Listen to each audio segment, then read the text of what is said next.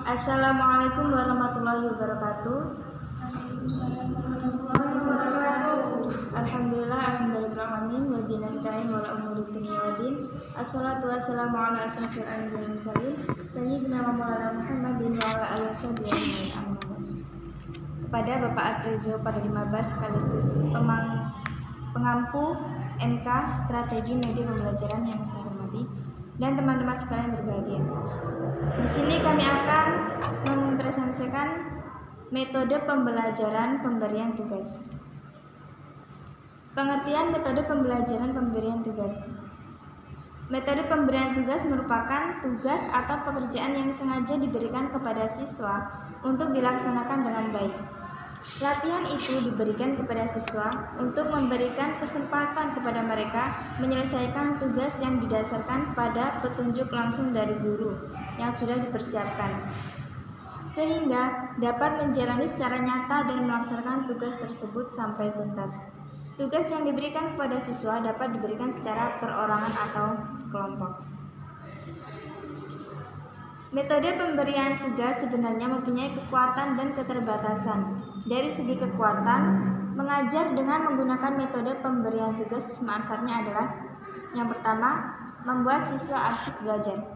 Jadi semakin kita memberikan tugas kepada siswa, maka siswa tersebut akan semakin aktif belajar. Karena jika kita tidak memberikan tugas kepada siswa, siswa tersebut akan malas untuk belajar, malas untuk mengerjakan tugasnya. Yang kedua, mengembangkan kemandirian. Dengan kita memberikan tugas, maka siswa tersebut akan bisa bekerja dengan mandiri. Yang ketiga, lebih meyakinkan dan memperdalam tentang apa yang dipelajari.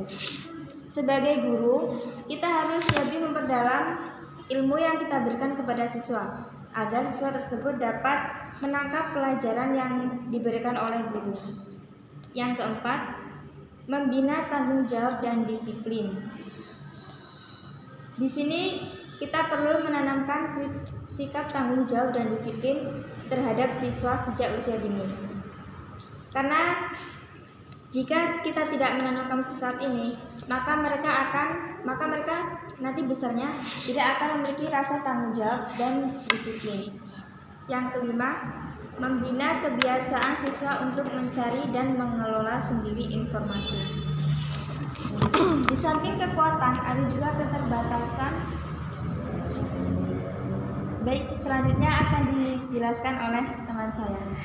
Di samping kekuatan, ada juga keterbatasan metode pemberian tugas, antara lain: 1. Sulit memberikan latihan yang sesuai dengan kemampuan individu siswa. Misalnya kita dominan lebih suka ke pelajaran IPS. Nah, kita diberi tugas matematika, kita sulit mengerjakan itu karena kemampuan kita hanya terbatas.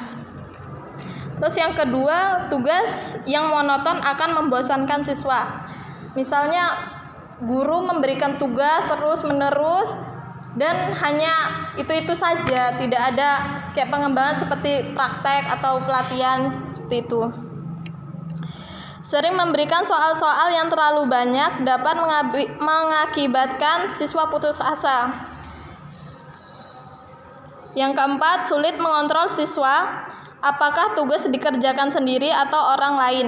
Misalnya ada siswa yang pintar dan ada yang siswa yang mungkin lebih kurang pintar.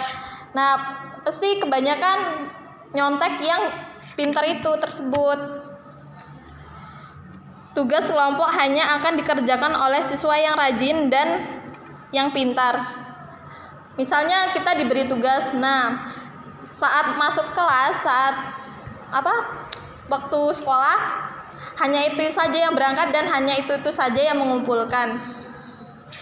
Kesimpulannya, metode pemberian tugas adalah sebuah metode pembelajaran dengan pemberian tugas yang tidak hanya sekedar menjawab soal-soal yang diberikan oleh guru, melainkan harus mempunyai unsur latihan secara berulang-ulang, dikerjakan, dilaporkan hasilnya sebagai penanggung jawab dan hasil belajar, serta mempunyai unsur didaktis pedagogis.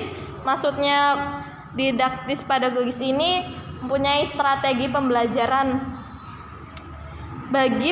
Bagi para siswa, tugas yang diberikan dapat dikerjakan di kelas, di perpustakaan, di rumah, atau di tempat-tempat lain dalam kaitannya dengan materi pokok yang diberikan atau yang ditugaskan. Oke. Mungkin cukup sekian yang dapat kami sampaikan, kurang dan lebihnya kami mohon maaf. Kami akhiri, wallahu muwaffiq ila aqwamit thoriq. Wassalamualaikum warahmatullahi wabarakatuh. Waalaikumsalam.